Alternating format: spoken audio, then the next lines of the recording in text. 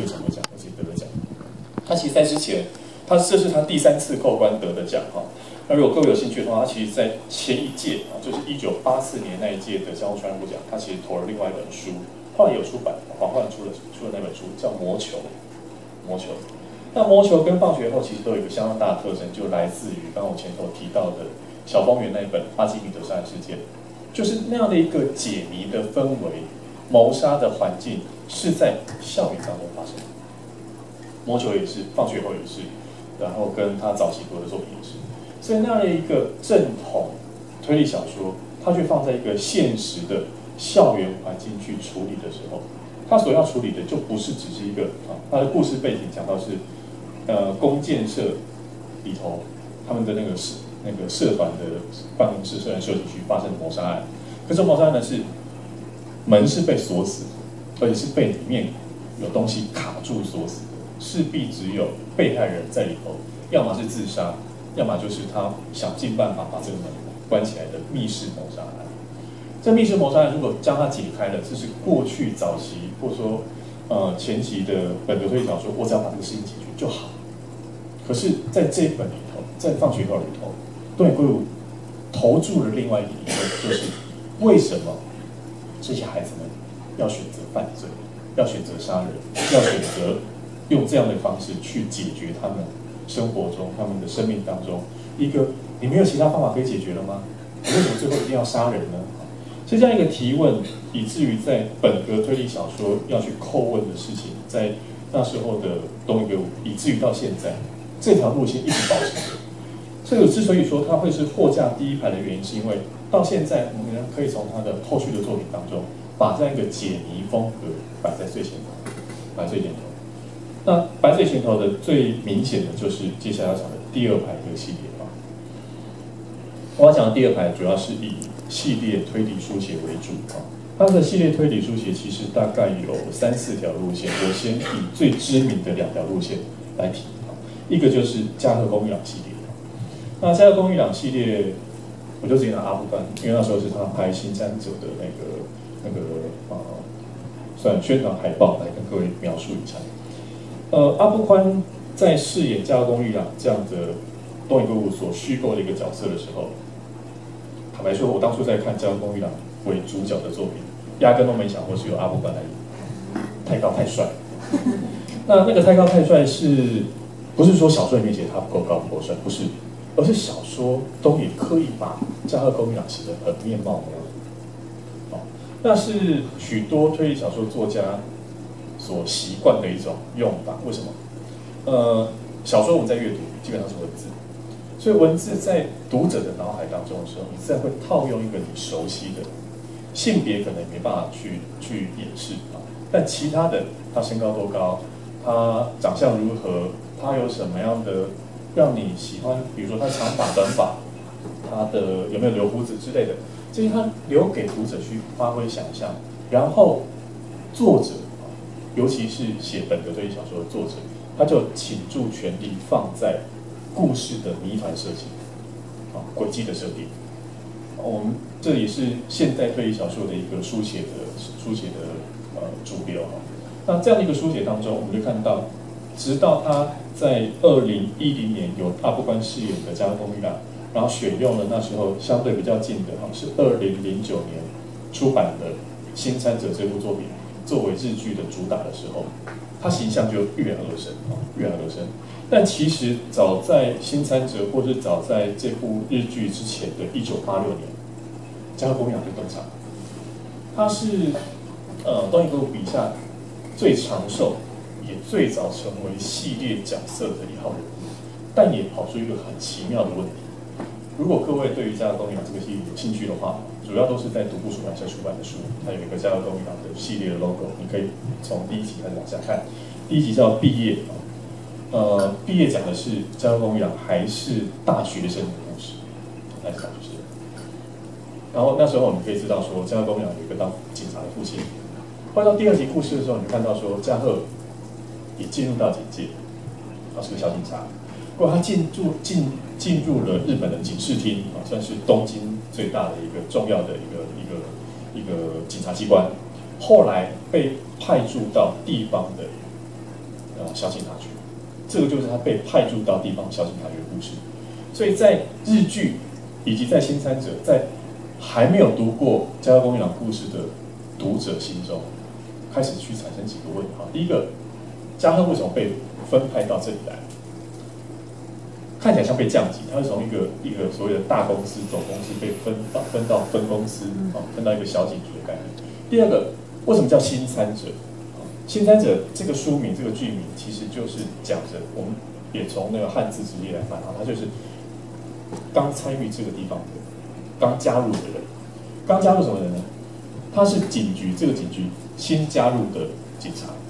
却也是他这个警局警署所管辖那个区域的新进来的一个成员。那这故事呢，也发生在被谋杀的，应该是我记得没错，应该是这位。好，被谋杀的女性也是她从原来居住的地方搬到命案的现场，也是个新参者。所以新参者会发生什么事情？新来的人会发生什么事情？周遭人不熟悉他，他也不熟悉周遭的环境，所以以至于家贺公一郎开始要去调查案件的时候，他调查是在这个人物周边的其他人，以及在这个城镇的所有人啊。所以为什么会有这不是只有主角配角之间关系而已，而是他整张海报就呈现了新参者的所有意义。你加入的新角色，你加入的新的观点，以及还有谁是新参者？读者是这个系列的新参者。所以它这个多层的结构，在当初以这个系列虽然早期写了好几部长篇作品以外，进入到这个之后，才重新打开读者，再次打开读者对于这个系列的理解，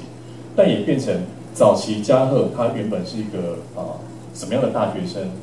然后他曾经因为参与一个案子跟女嫌犯谈了恋爱的种种过去，在这边突然被归零了，归零了以后，开始去扮演成一个。是套用我一句朋友，评论家陈国伟先生讲，他其实已经不再当警察，因为这个里丢北了，在当里长，就进入到这个地方去，开始去挨家挨户的去问相关的事件的相关人问到最后的真相厘清。所以他的角色已经不是过去那种警察高高在上的，你会发现到说，他常常会是那种进入到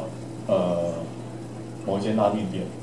某一间卖日式和果子店，某一间卖鲜贝的店，然后去跟他们聊天，大家都不知道他是警察，他就是一个没打领带然后内穿衬衫、外穿西装的一个像上班族一样，过来跟他聊天，然后聊聊才发现说，原来是个警察。这个故事非常有趣，我强烈建议大家去看。你是个警察，你看起来是要调查别人的案子，结果在他询问的那个对方，他在这个在故事的每一集、日剧的每一集、在小说的每一章，就会发现被他询问的那一户人家，都有一个不为人知的秘密要去解开。所以那个有点像俄罗斯娃娃一样，你看到外面是一个娃娃，打开里面又是一个娃娃。但家贺公一郎他着重的虽然是以一位中年妇女的死亡案件作为调查。可是他身为警察，身为一个里长，就有些很多事情不能视而不见。他开始去解开说，这一位曾经是命案的目击者，或是这位女性身旁重要的某一个家人。可是为什么他现在选择在这边做某一件事情？他心里头似乎还有一些秘密隐藏着，不为人知的秘密想要去解开。这个解开谜团的形式，又跟我刚前头讲的一样就是东野圭吾开始去寻找。谜团的造成，并不是我杀了人那么明显的事情，然后我要嫁祸他人，我要逃亡，我要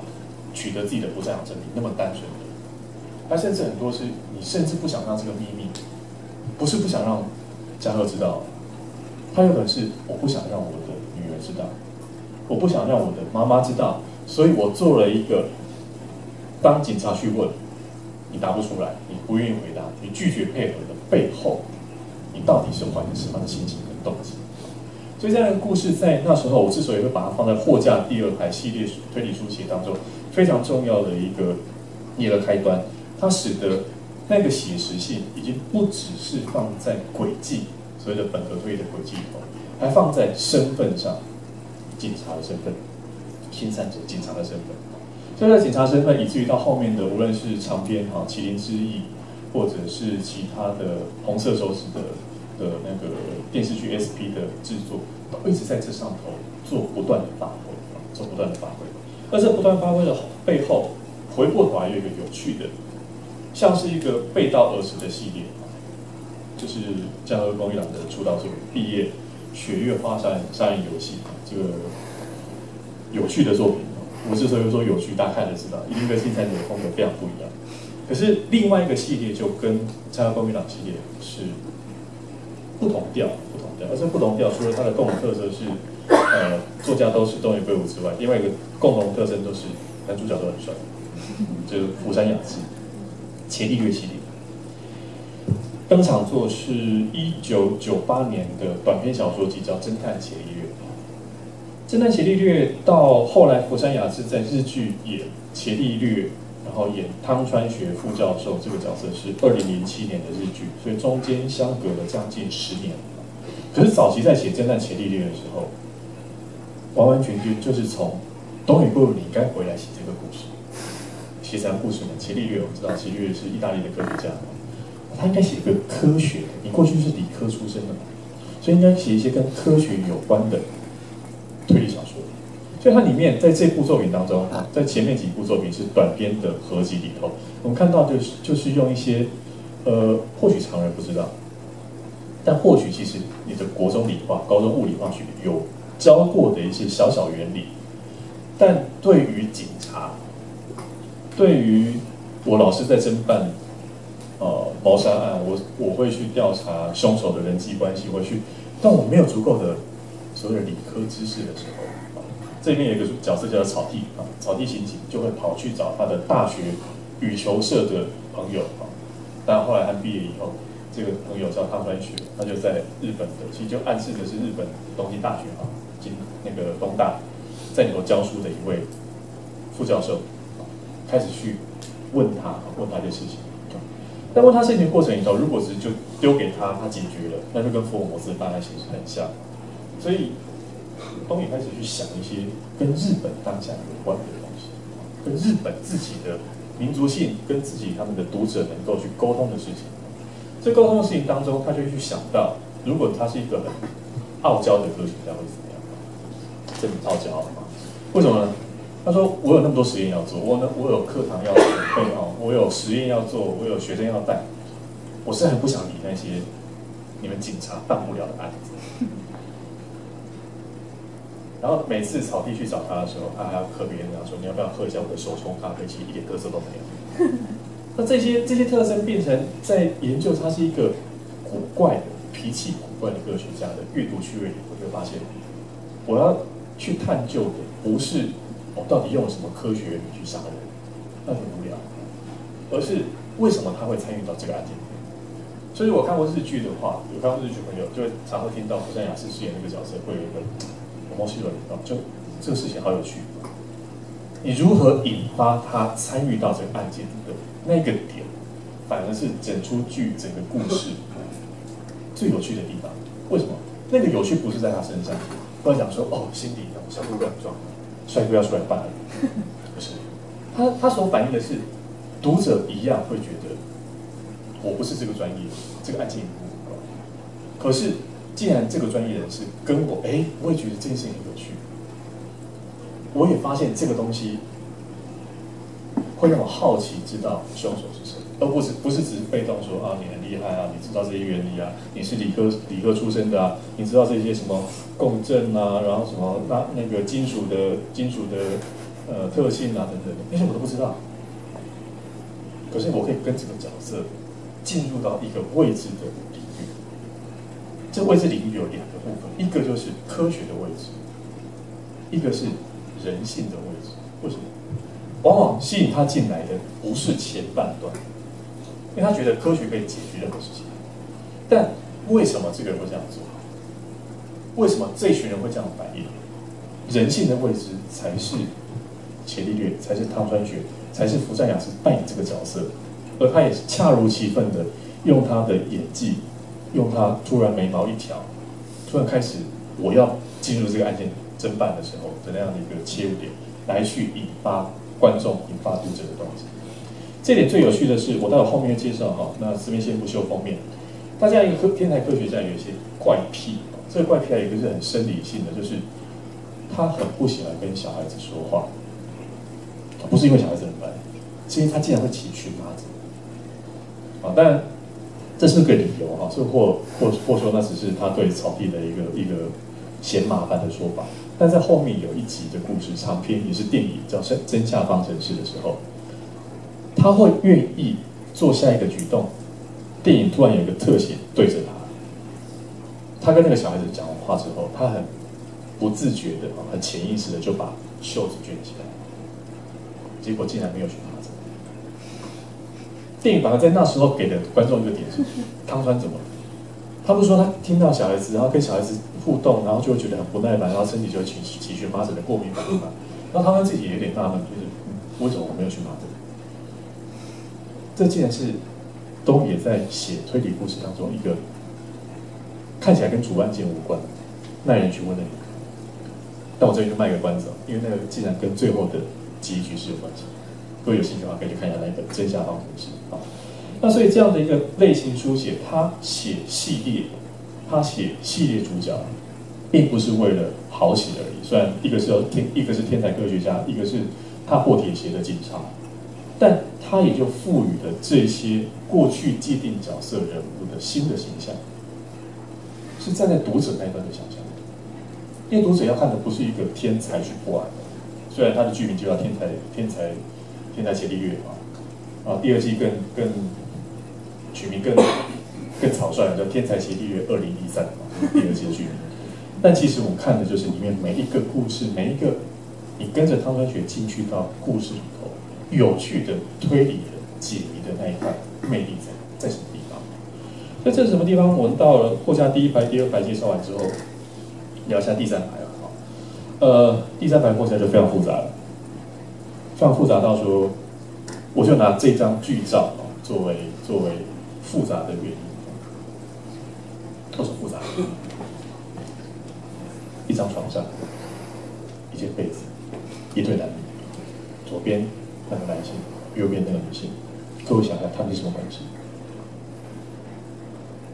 我就看图说故事，大家想一下，谜底揭晓。左边那位是做丈夫的，当爸爸的；右边那位女的，既是太太也是女儿。为什么？为什么会是既是太太也是女儿？这说不通啊！因为血缘关系里头，太太是没有血缘的，女儿是有自己的血缘的，怎么可能是既是太太又是女儿呢？他讲的就是一个做丈夫的死了太太之后，女儿有一天做丈夫的回到家之后，女儿照理说爸爸你回来了，辛苦了。既然那一天女儿跟他讲说，老公你回来了。在故事的前半段叙述，你会发现到，这位做丈夫的，当太太死掉之后，他内心是非常的空虚，伤得非常重。可他知道还有一个女儿，广末凉子这个女儿，而且这是好久以前的片子，所以那时候不要拿广末现在的年纪来想，那时候更真的是高中生、大学生的年纪。所以有一天回家，你发现说自己的女儿听我这样讲的时候，你想说好女儿，你在安慰做父亲的。你经常在玩 cosplay， 今天当一天妈妈，也的确是当这样子家里只剩下父亲女儿的时候，有时候女儿的一些贴心，就像老婆一样，这样很正常。但慢慢他发现不对，书名跟电影都叫不对，他发现说这个女儿好像真的是我太太，因为有很多只有我跟我太太知道的事情，女儿不会知道的事情，比如说过去他们怎么谈恋爱的，然后自己有什么样的小习惯，这些小习惯做父母的就不会让小孩子知道，然后小孩子可能也没那么敏锐会去发掘的事情，竟然这个枕边人都知道，甚至是我晚上依偎着你睡觉，我比较好睡得着。他女儿早年不是这样子的，所以这整个故事看起来有点像很诡异的爱情故事。那在我当年读的时候，这是东野圭吾除了放学后得了江户川古奖之后，这是他应该是第2次的得奖作品是日本推理作家协会奖的得奖作品《秘密》。那时候看说是不是科幻小说啊，就老婆的灵魂寄居到女儿的脑袋，但女儿还是跟平常去上课，跟同学嘻嘻哈哈，而且似乎在学校里头有不错的异性朋友，那后来就变这个样子。所以父亲在纳闷说，到底我女儿在演戏，还是在有科学上说不通的事情？那我到底该用什么情感对这个女儿？到底是我太太还是我女儿？这个就是东野圭吾的谜团。他是太太还是女儿？做父亲的还是做丈夫？他们情感该怎么处理？这故事该怎么往下走？别人看来，以年纪看，以他们本来该有的身份看，这不就乱伦吗？那如果以他们内心的世界来看的话，那不过就是他们在心灵当中互相去支持对方的一种作为而已嘛。但有那么单纯吗？如果哪一天某一个画面啊，这是在家里头，你房间关着没什么，你不要直播，大家会看到。可是如果你走在外头街上的时候怎么办？你电话接起来的时候，甚至有些我们去想象啊，就男的是上班族，到公司去，明明已经死掉的太太，但你会不会做出一些让同事觉得说，哎，你是不是另外有女人？但他其实心里想的是，我太太还活着的那样的一个情境的时候，所以所有的到故事的中后段开始，这些事情都进来了，进来到说，如果我们是一个不知道这个前因后果的，不知道这个家庭状况的，不知道在这个家的门关起来之后，里面发生的事情的时候，我们会去怎么评断它？但我们看了这个故事，知道这个来龙去脉的时候，我们要怎么去看待它？所以在读者心里头开始去产生某些事情不对了，某些事情好像不应该只能从我表面所理解的片段当中去知道所有的时候，那它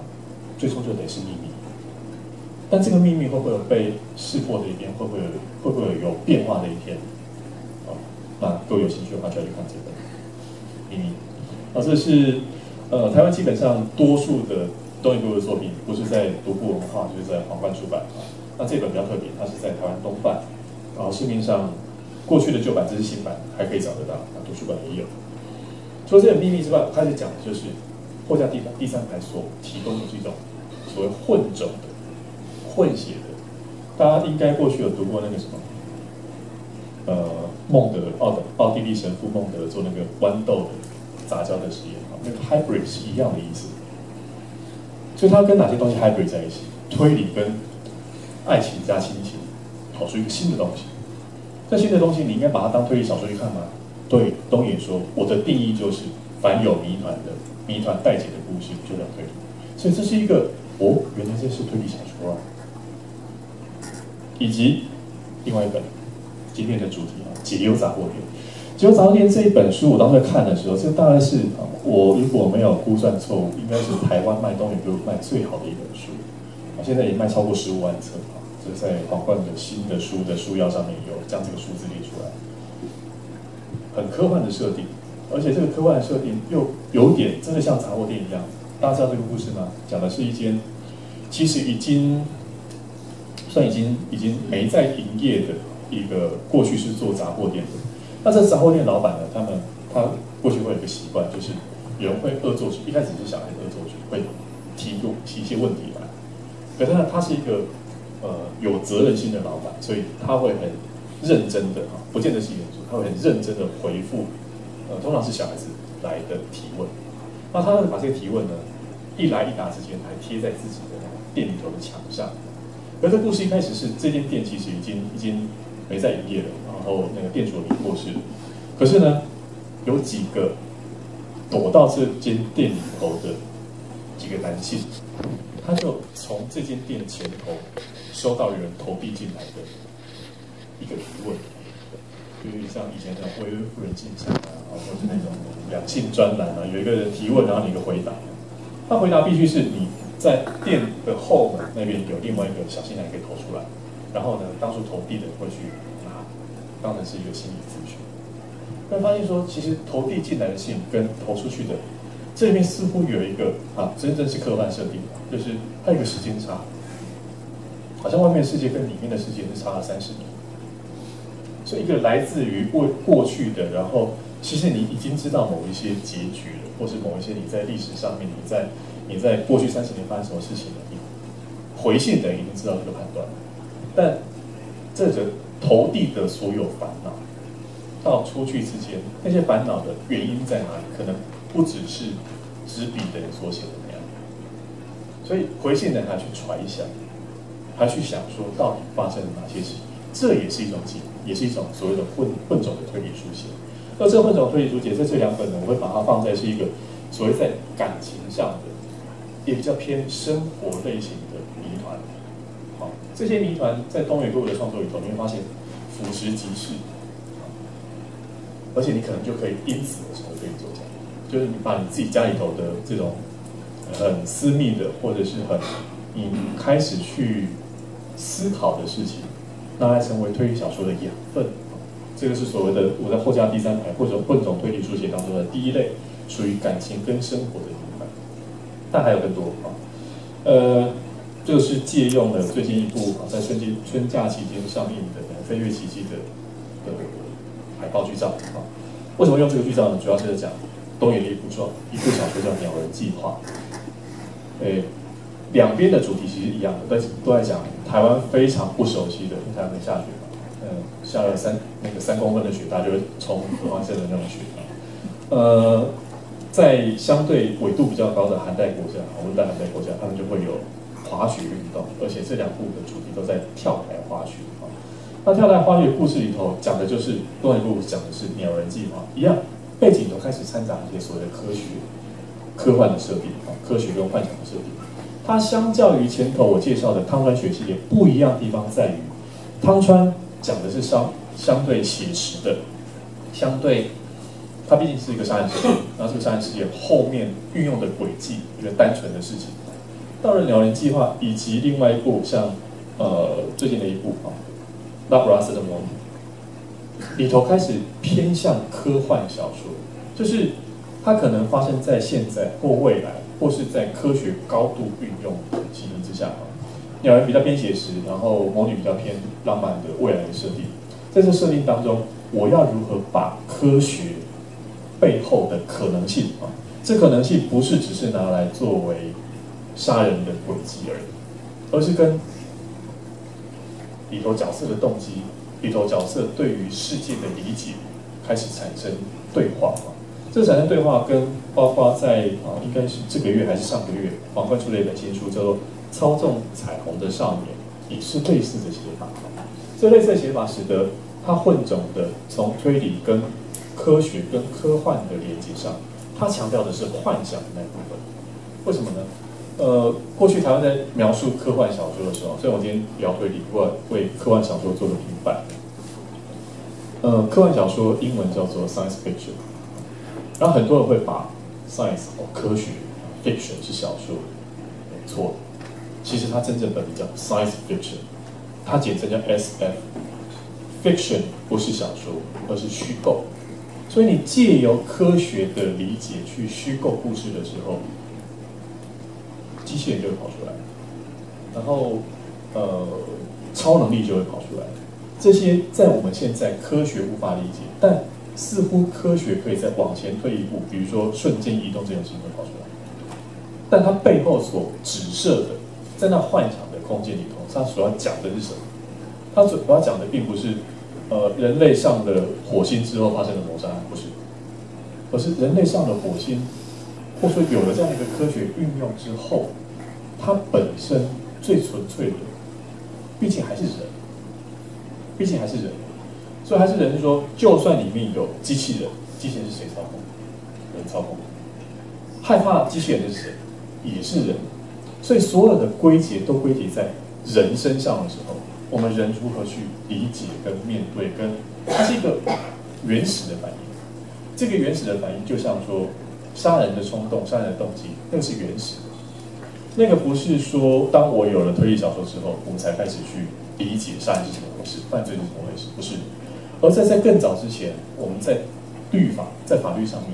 在道德上面就开始去为所谓的善、恶、罪、罚开始去针对不懂